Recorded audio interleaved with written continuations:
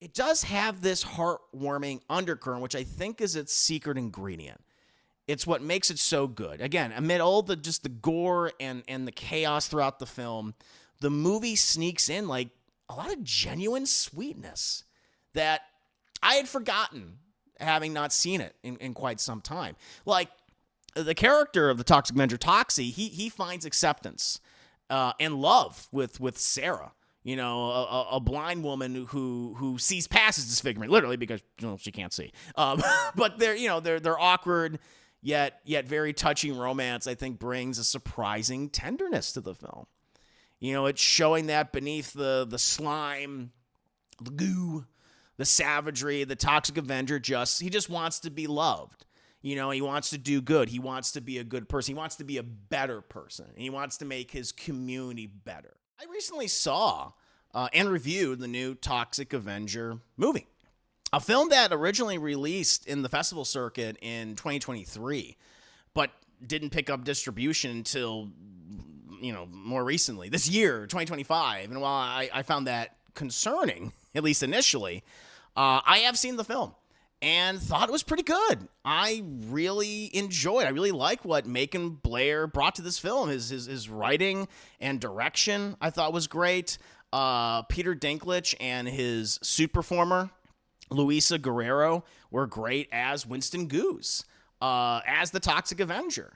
You had a really nice supporting cast in the film. I thought did a great job. And it managed to be that rare remake that not only honors its cult predecessor, but manages to carve out, I think, its own identity. It's gross, it's hilarious, and it's very heartfelt. You know, it's a very pleasant surprise all around. And an underrated film that I honestly encourage others to check out sometime in the near future. Now, of course, leading up to that film's release, we revisited the original 1984 Toxic Avenger, for our Discord watch parties, which are so fun to do. The audio of which is free on my Patreon. And, I just wanted to talk about the film and how I just have a renewed appreciation for it.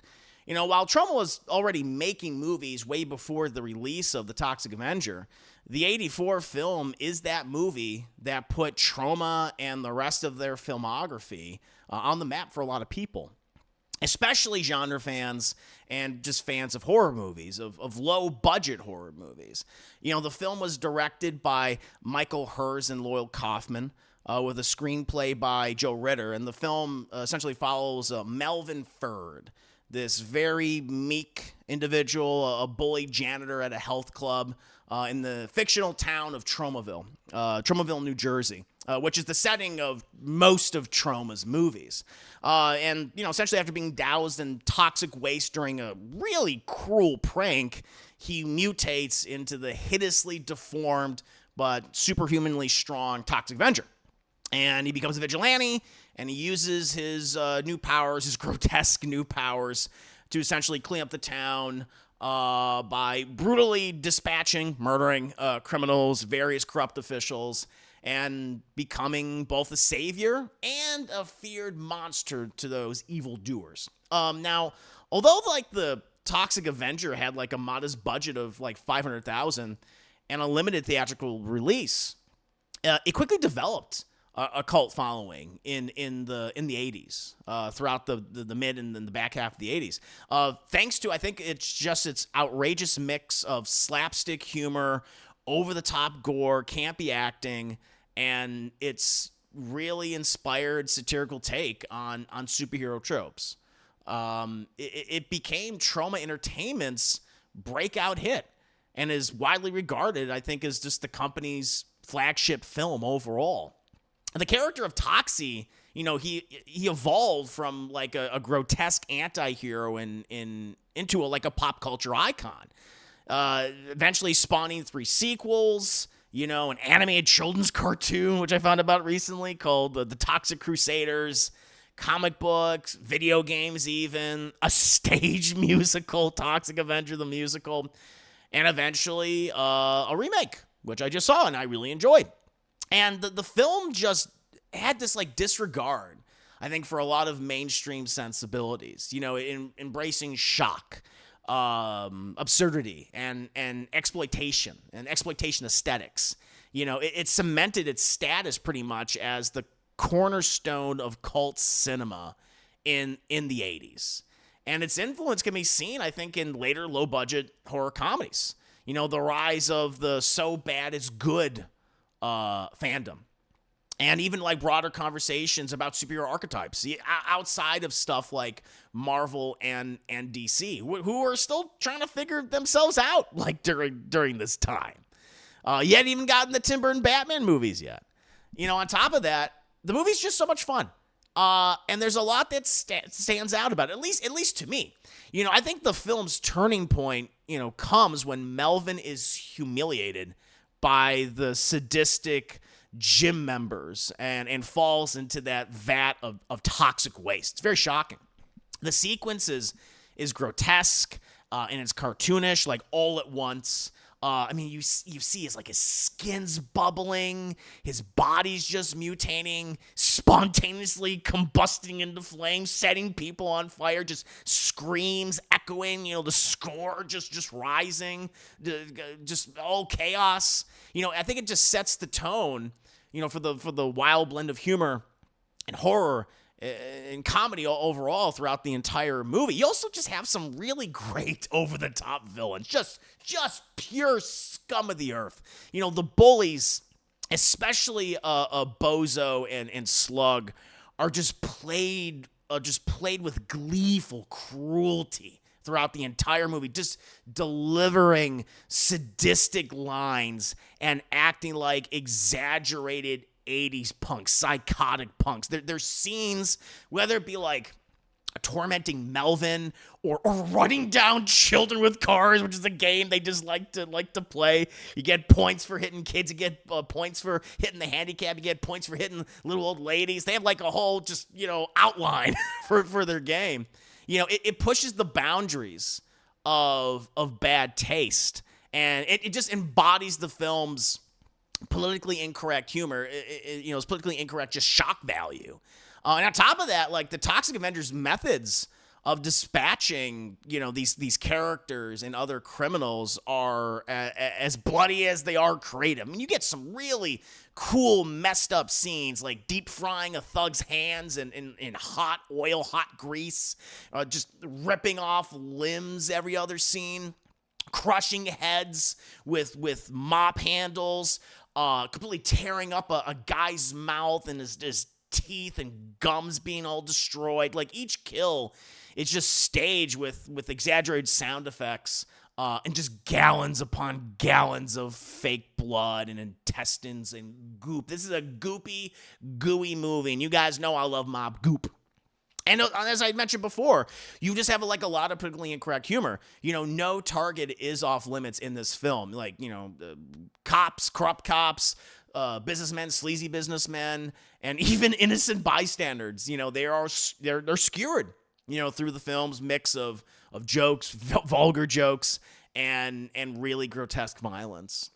And while shocking, the humor often, again, satirizes the decay of small town America, especially during the Reagan era. Like, again, this is a very counterculture movie, and it kind of it thumbs its nose. It says "fuck you" to that that era and that establishment at the time.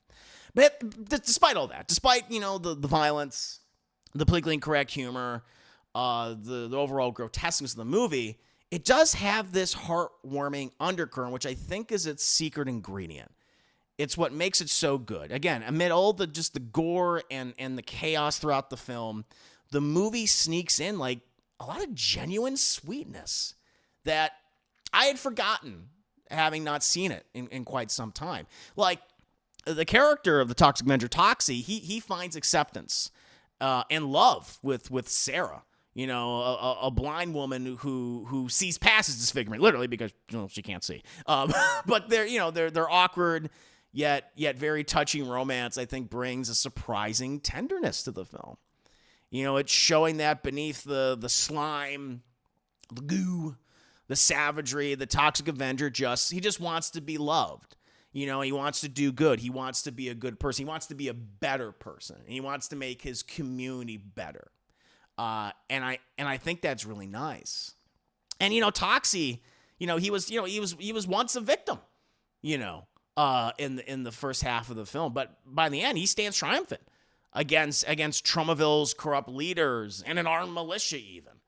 And eventually, like, the townspeople rally behind him, and revealing the film's, I think, like, a true underdog spirit, that even, like, the most grotesque outcast, can become a hero in the end. I think that's a really nice message. And I think just what makes the Toxic Avenger stand out is this bizarre alchemy.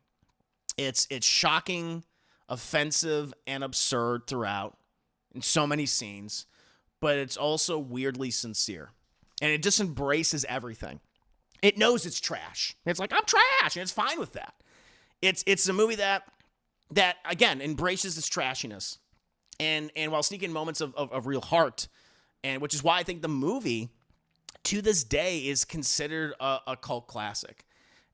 40 years on right now, getting so many sequels and a remake, and is often regarded as, one of the best B movies of the 1980s, and a film that a lot of people look to with reverence, warm nostalgia, and also as a source of inspiration, I think, for a lot of filmmakers and writers who want to get into the industry. And Toxic Avenger is a movie that was made for like $500K, and didn't have the backing or the resources of a lot of these huge studios, and yet look at its legacy right now. I think that's really inspiring. But at the end of the day, it's a really fun film, and one that I recommend. And watching it, you're gonna find something to appreciate. But what about you guys? I'm very curious. What do you think of the original 1984 Toxic Avenger? Do you like it as much as I do? You're more mixed on the movie? You're downright hate it? You're like, I don't like all this goop. I don't like all this shock, right? I don't like all these boobies and everything else in between. As always, let me know. What about you guys? I'm actually curious. We, of course, recently did a watch party for it. Some of you were there watching with me. What did you think of the film? 5 minutes later. And boobies, can't forget. I did not forget. I mentioned the boobies at the end. There's a lot of boobies. Bishop Sycamore, good to have you. Hope you're doing very well. That's right. James Gunn got his career started there, and look what he's at. Yeah, now you see the trauma and all of this. 100%. Yeah, it's like because he did the screenplay, I believe, for Romeo and Juliet, which was released in the 90s. I think his brother's also in the film. Sean Gunn's in that movie. And yeah, because you see he's kind of taken that grotesqueness, the weirdness from those films, and he's applied it to a lot of his own movies. And you see that in whether, his screenplay, something like Dawn of the Dead, or films that he's both written and directed, like Slither. And it's really on full display in a lot of his superhero content. Guardians of the Galaxy, these losers, who in a lot of ways are gross, are incredibly flawed. And yet they, like Toxie, they find the hero within, and they do the right thing. And I think that's really inspiring. And we see that especially in the Suicide Squad and in Peacemaker, and even more recently in something like Superman. That's really interesting, where it's like the Toxic Avenger and those trauma movies have inspired some of the biggest pieces of superhero and genre content over the last 15, 20 years. Especially in a lot of Marvel stuff. I mean, that's kind of incredible. You see it in Guardians. You see it in the Suicide Squad, in Peacemaker, and most recently Superman. Probably other projects coming up too. That's pretty incredible. Have a lot of that's very good point. It's a very good point to bring up James Gunn, and to see how that influenced his work. Deadpool's fun. The shock stuff gets kind of old. It can get a little overwhelming. There's like probably the most, I would say, like the initial scene with Melvin falling in toxic waste. It's just kind of horrific. But then, like, I would say the next most horrific sequence is like, Jesus, this is rough, is when you follow those criminals that break into the restaurant who are just completely savage and sadistic and everything that they're doing. I mean, like, assaulting that girl, the Sarah, of course, and shooting the dog, and you seeing the dog just flies across, like all that shit. And then like how they're just dispatched by Toxie in the back of the restaurant, just again using the hot oil or fried or having the limbs ripped off, they're just their teeth destroyed. It's a lot. I can understand that. I like this well enough. I could do some of the other Troma movies. You couldn't do. Excuse me. I couldn't do some of the other Troma movies like I.E. Poltergeist. Poltergeist. I think I've seen like bits and pieces of Poltergeist on like HBO when I had it when I was a kid. Going like, what the fuck is this? But it's been so long since I've seen it. I'm curious to check that out again. Yeah, I've seen some other Troma movies. Trauma's War. That's. I recently watched that with Katria, and she was like, I don't want to watch this anymore. She was a little turned off by that. Which I'm like, I understand. It's that movie is very politically incorrect. It's got some wild shit in it too, but it's a good time. There are some who may argue the other best Troma film is Class. Yeah, Class and Become High is one that's well regarded. Having seen, I'd say it's okay. It's not nearly as memorable or iconic as good old time. Yeah, I mean, Toxic Avenger, man. It's like as I've said in the past, it's the crown jewel of Troma. You know, it's their mascot.